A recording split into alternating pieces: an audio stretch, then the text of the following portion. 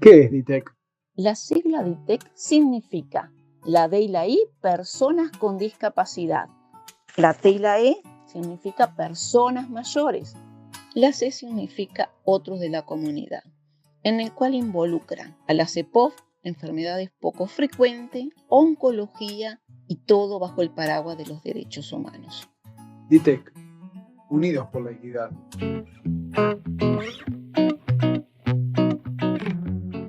Muy buenos días, muy buenas tardes o muy buenas noches. Depende de la hora en la que ustedes puedan acceder al programa Aquí y Ahora con DITEC en su cuarta temporada. Es de orden agradecer a mi querido Mario Puruncajas de Ecuador. Gracias, mi amigo, que está desde el día 1 y llevamos 4 temporadas. Nos ayuda en las grabaciones, con los subtítulos, que para nosotros es muy importante para que esto sea accesible a toda la población sorda y a las personas mayores o de baja visión. También nos ayuda luego a editar el programa. Este es un programa hecho a pulmón, pero con todo corazón. También quiero agradecer a Canal 23 de la ciudad de Florida, que por allí comienza el programa a salir y luego se expande por el Uruguay y trasciende fronteras. A la queridísima Alejandra Pérez, la dueña del canal, que siempre está allí para darnos una mano. Gracias, mi querida. Y en la vida yo digo, hay que ser agradecido. Por eso yo voy a continuar agradeciendo a la actual secretaria de la Comisión Interamericana de Derechos Humanos, la doctora Tania Renaud Panzi. Es un honor recibirla en este programa, y a su equipo, a Lorena Antón García, Corina Leguizamón y Ana Paula Suárez. Felicitaciones por el gran equipo que tiene. Antes de introducirnos al gran trabajo de la comisión, vamos a hacer una audiodescripción. ¿Le parece, doctora? ¿Se anima? Me animo. Buenos días, Marta, y gracias por la invitación. Gracias a usted. Bueno, yo voy a comenzar que en este 2025 estamos usando esta herramienta de accesibilidad para las personas con discapacidad visual, permitiendo acceder a la información y disfrutando del contenido en igualdad de condiciones. En relación a mi persona, me llamo Marta Jiménez Torres, soy uruguaya, nací en Dolores, departamento de Soriano, estudié en Argentina, trabajé allí como enfermera y en Uruguay estudié Derecho, por lo que me recibí de procuradora. Estamos a un pasito para llegar a doctora. Soy una persona de cabello largo, tengo la tez clara, mido más o menos 1,55, uso lentes.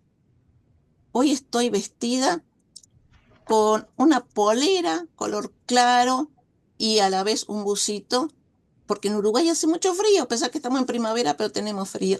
Y con una chaqueta a cuadros, con tonalidades de grises, blanco y su degradé.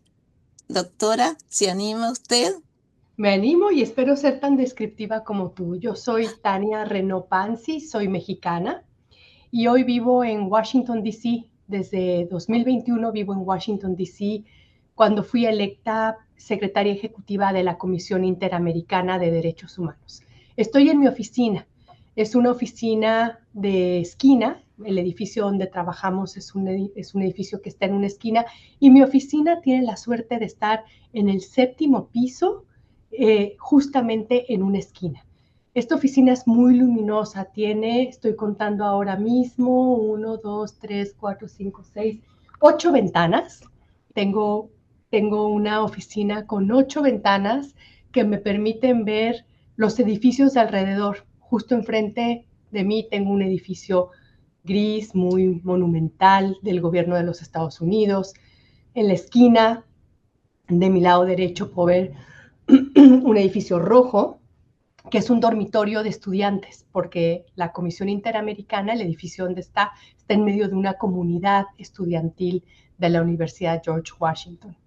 Yo hoy estoy sentada, se me ve solamente parte del cuerpo, entonces estoy sentada frente a la cámara y voy vestida con una chaqueta todavía de verano, azul, con una tela azul, con pequeños círculos. Voy vestida de pelo, hoy tengo el pelo ondulado, más o menos a la altura de las orejas, llevo unas arracadas de plata mexicana, como yo, y uso lentes también. Así es que estoy atrás de mí, se ve parte de mi oficina, unos cuadros de tonalidades rosas de una pintora mexicana que se llama Joy Leville, que son parte del patrimonio del Museo de las Américas de la Organización de Estados Americanos. Así es que estoy aquí muy contenta de estar contigo, Marta. Felicitaciones, qué hermosa descripción. Gracias. Ahora voy a ir leyendo un poco el currículum de la doctora Tania. Es la actual secretaria ejecutiva de la Comisión Interamericana de Derechos Humanos. Doctora en Derecho por la Universidad de Pompeu Fabra de Barcelona, España. Cuenta con 2 maestrías, una maestría internacional en Derecho Penal y Problemas Sociales comparada con la Universidad de Barcelona y la maestría oficial de Ciencias Jurídicas por la Universidad de Pompeu Fabra. También es licenciada en Ciencias Jurídicas por la Universidad Centroamericana José Simeón Cañas de El Salvador. Tania tiene un amplio conocimiento de los instrumentos y sistema americano y cuenta con más de 23 años de experiencia trabajando por los derechos humanos en el ámbito académico y de organizaciones civiles gubernamentales e internacionales. La diversidad y riqueza de sus espacios de trabajo la posiciona como una profesional con una perspectiva de análisis única sobre la realidad en la región. Muchas gracias. Gracias a usted. Los temas a exponer hoy, habíamos hecho una breve síntesis. ¿Qué es la Comisión Interamericana de Derechos Humanos? Objetivos y funciones. Uy, a mí me encanta esa pregunta, Marta, porque yo siempre pienso que cuando uno explica qué es la comisión, uno tiene que explicar parte de la historia de este continente. La Comisión Interamericana es un órgano de tratado. ¿Qué quiere decir de tratado? Que está en la Declaración Americana de Derecho, en la Convención Americana de Derechos Humanos. Yo tengo aquí un documento que se llama Documentos Básicos. Estoy sosteniendo un libro que se llama Documentos Básicos, que está en la página web de la Comisión Interamericana, que también estamos mejorando la accesibilidad de la página web. Y ahí ustedes van a encontrar la Convención Americana, el reglamento de la Comisión Interamericana, el estatuto. Y la Convención Americana creó, le dio vida y le dio forma a la Comisión Interamericana. Y justamente lo que la Convención dice en su artículo 34 es que la Comisión se compone de 7 miembros que deben ser personas de alta autoridad moral, reconocida versación en materia de derechos humanos, y la Comisión en realidad es un órgano autónomo de autonomía técnica de la Organización de Estados Americanos. Tiene sede en Washington y lo que hace la Comisión son distintas cosas. Cuando se creó la Comisión, el primer mandato que los estados le dieron a la Comisión fue el mandato de monitorear los derechos humanos, de decirle a los estados qué estaba pasando en los países de la región. Entonces la Comisión hizo visitas muy importantes, por ejemplo, a Argentina durante la dictadura, fue a la ESMA, pudo verificar que ahí había personas detenidas sin debido proceso, pudo verificar que ahí habían ocurrido incidentes graves de tortura, pero la Comisión luego le fueron atribuyendo más cualidades y más funciones que son hoy importantísimas y que ningún otro órgano de la región hace, que es la función de peticiones y casos. Esta función es la función que permite que los ciudadanos, las personas, incluso no ciudadanas, que viven en la región, desde Alaska hasta la Patagonia, puedan denunciar a sus países por violaciones a los derechos humanos. puedan decirle a la comisión, hay una situación concreta que ha afectado mis derechos humanos, que están en la Convención Americana de Derechos Humanos, y necesito que esta situación se repare. Es una función que nadie, ningún otro órgano de la región hace. Y luego tenemos otra función importantísima, que es la función de cautelar derechos humanos, que a través de las medidas cautelares, cuando una persona está en una situación muy grave a su vida, a su integridad, entonces la Comisión Interamericana, estos 7 miembros, emiten una medida cautelar para decirle al Estado que debe salvaguardar la vida y la integridad de las personas que han venido al cobijo de la Comisión Interamericana. Pero hay requisitos para llegar a la Comisión Interamericana que, si tú después me permites, los quiero explicar. Al contrario, solicitamos que nos explique todo eso porque hoy es una clase. Así que queremos llegar que toda la población entienda cuáles son realmente las funciones, los objetivos y luego cómo se llega a la Comisión Interamericana y posteriormente la, la reparatoria, la visibilidad. Sí, bueno, yo creo que hay que hablar de cómo se llega, cuáles son los canales para llegar a la Comisión Interamericana. Yo diría que tenemos distintas formas, distintos mecanismos para que las personas puedan llegar. Uno de ellos, como ya expliqué, es el monitoreo. Tenemos un equipo que está haciendo un monitoreo, vamos a llamar, un seguimiento de todas las situaciones de derechos humanos que pasan en la región. Y este monitoreo es muy importante, Marta, porque cuando está pasando alguna situación en la región, por ejemplo, un estado de emergencia en un país, una protesta social en otro país, no vamos o no llegamos a ver el análisis de la situación como una fotografía de lo que está pasando en el momento. Nosotros tenemos un entendimiento de lo que pasa en el país muy longitudinal, porque es un ejercicio que viene haciendo la Comisión Interamericana desde hace 60 años. Desde hace 60 años, la Comisión Interamericana va viendo lo que está pasando en el país. Y una de las formas de llegar a la Comisión es contándole a la Comisión mediante las organizaciones de la sociedad civil de la región. Tenemos una gran interlocución para que nos puedan explicar qué está ocurriendo en países concretos. Por ejemplo, gracias a las organizaciones de la sociedad civil de la región, nosotros sabemos procesos legislativos muy complejos. Nos explican cómo esos procesos legislativos pueden afectar normas jurídicas, derechos adquiridos. Pero luego hay otras realidades en las que es gracias a las organizaciones de la sociedad civil que tenemos información muy preciosa, como en el caso de Venezuela, de Nicaragua, que no son gobiernos con los que no dialogamos, porque no son parte del sistema interamericano.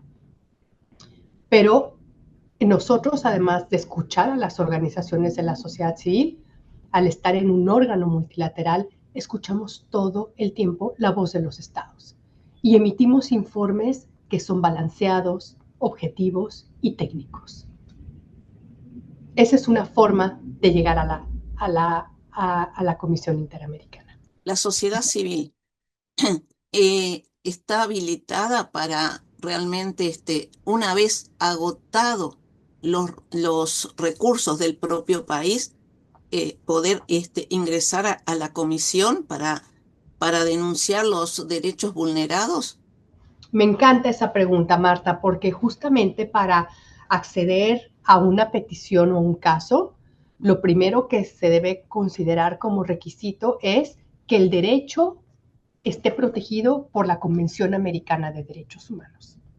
Eso es, o por el Sistema Interamericano de Derechos Humanos. Y quiero decir por qué por el Sistema Interamericano. El Sistema Interamericano está conformado por la Comisión Interamericana y por la Corte Interamericana. Y hay derechos que no están nombrados en la Convención, por ejemplo, el derecho al agua, pero en cambio conocemos casos sobre derecho al agua que la Corte ha reconocido. Entonces, cuando el sistema interamericano ha reconocido derechos, El primer requisito es que cuando una persona ciudadana, una organización de la sociedad civil quiere acceder a la comisión, el primer requisito es que el derecho esté reconocido en la Convención Americana sobre Derechos Humanos o por el Sistema Interamericano de Derechos Humanos. El segundo requisito es que se hayan agotado todos los recursos nacionales. Es decir, si yo voy a la alcaldía de mi ciudad y a reclamar un derecho y la alcaldía no me resuelve nada, no puedo ir directamente no puedo irme inmediatamente a la Comisión Interamericana. Tengo que ir probablemente al gobierno nacional, a la Suprema Corte. Entonces, eso quiere decir agotar las vías internas. Es una carrera de larga data. Y la única excepción para no agotar las vías internas es que no haya canales en el país para ese agotamiento de vías internas. Eso es la única excepción que tenemos, que si hay un país en donde el tribunal no responde, el tribunal está sometido al poder ejecutivo, entonces omitimos ese requisito para inmediatamente aceptar una petición o un caso que tiene que estar en el marco de la Convención Americana sobre Derechos Humanos. A ver, se ingresa una demanda, luego hay una sentencia. La sentencia no es favorable y se apela. ¿Es necesario llegar a la Suprema Corte en el país? Es decir, usar el recurso de revisión. Es necesario, porque la Comisión Interamericana y el Sistema Interamericano no es una cuarta instancia, ni tampoco es un recurso de revisión. No. Es un órgano subsidiario del sistema, y lo que hace es, una vez que se agotan todos los recursos internos, de tal suerte que los recursos internos no reconocen un derecho, no mantienen la situación de mejora de la violación al derecho humano, entonces entra la Comisión Interamericana con el afán, y entra el Sistema Interamericano de Derechos Humanos con el afán de que el propio sistema interno se corrija respecto a esa falta que está cometiendo contra una persona o un grupo de personas. Es decir, que los plazos, una vez que se terminó el proceso de revisión, ¿qué plazos hay para acceder a la comisión? Muchas gracias, es muy importante. Una vez que se termina el recurso de revisión, las personas tienen 6 meses para poder interponer el caso ante la Comisión Interamericana de Derechos Humanos, una vez agotado la última instancia en la vía interna. Se accede a la comisión, primero hay que enviarlo para ver si lo acepta la comisión. Lo primero que hay que hacer es enviarlo, y se puede enviar nosotros tenemos un portal de peticiones y casos, entonces se escribe al portal, se describe la situación, se describe el derecho violado de acuerdo a la Convención Americana sobre Derechos Humanos, y en la Comisión Interamericana hay un equipo, que es el equipo de estudio inicial, que le dirá al cabo de 10, 11 meses a la persona, su denuncia, su petición es sujeta de que se conozca por el Sistema Interamericano. Luego de estudio inicial pasa una segunda fase, que es la admisibilidad. Aquí se revisa el caso a la luz de la normativa nacional, a la luz de haber extinguido todos los recursos internos, se revisa el derecho violado y luego se hace un informe de admisibilidad. Eso quiere decir que la admisibilidad ya es como el inicio, una segunda parte del proceso, en donde también se le preguntan algunos aspectos al Estado. Y luego se hace un informe de fondo. El informe de fondo es cuando la Comisión Interamericana determina claramente que hay una violación por los hechos ocurridos. Caracteriza muy bien el contexto de ese informe de fondo, detalla con mucha precisión los hechos, cuándo ocurrieron, qué pasó con los recursos internos, las respuestas que ocurrieron respecto a los recursos internos, respecto a que hubo un periplo interno y nunca se reparó el derecho. Entonces, este informe de fondo recoge la historia del caso. Y el informe de fondo se hace también con información del Estado. Nosotros estamos en la obligación de enviarle al Estado el caso para que se inicie un proceso litigioso entre la Comisión Interamericana, que representa los intereses de las víctimas, y el Estado. Y eso, ahí volvemos a lo mismo, los plazos. ¿Hay plazos? ¿Cuántos años lleva? Esa es Y una pregunta muy compleja, Marta, porque sí, el proceso de una petición no es un proceso lineal. No es un proceso que yo te pueda decir, mira, pues en un año tienes el informe de estudio inicial, luego tienes la admisibilidad, luego tienes el fondo, todo en 5 años. No. Y es un proceso no lineal porque en el Inter tenemos que hablar con el Estado nos tiene que suministrar información, el peticionario nos tiene que suministrar información ante más dudas que suelen seguir. Es muy usual que nosotros encontremos pequeños elementos que deben de subsanarse por parte del Estado o el peticionario, solicitamos más información y todos los traslados de información que nos hacen los peticionarios se lo tenemos que mandar al Estado. Todos los traslados de información que el Estado nos da, se lo tenemos que mandar a los peticionarios, porque es un proceso contradictorio. Ambas partes tienen que saber y tener toda la información. Además, puede pasar que una vez que se abre el caso, se admita, las partes de pronto decidan explorar una solución amistosa, que es un procedimiento abierto a las partes en cualquier fase del procedimiento, en cualquier fase de este procedimiento contencioso.